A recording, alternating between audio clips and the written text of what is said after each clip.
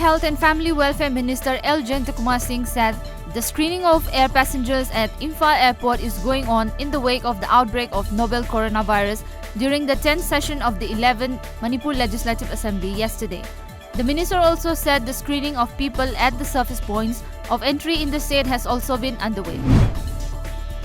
Manipuri cyclists who began on a 6-month-long ride from New Delhi to Tokyo right on 17th of this month had reached Gurgaon in Haryana the previous day.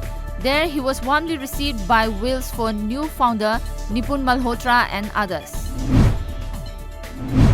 The Narendra Modi cabinet made some big changes in pension rules of the government employees yesterday.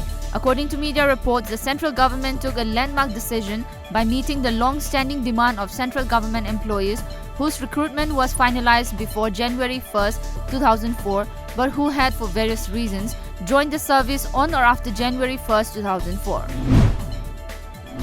Officials of Mizoram Excise and Narcotics Department yesterday seized 137.6 grams of heroin and arrested 2 Myanmarese nationals near Tiao River on the Mizoram-Myanmar border, an official said. As per reports, the department spokesperson Peter Zoming Thanga said 2 accused hails from Tidim in Myanmar and had been arrested for possession of the heroin.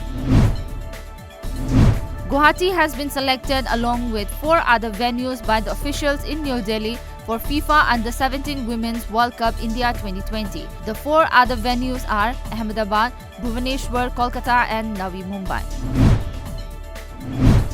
The number of reported new cases of coronavirus in China's Hubei province, the epicenter of the outbreak, fell for a second straight day today. However, the death toll crossed 2,000 in mainland China.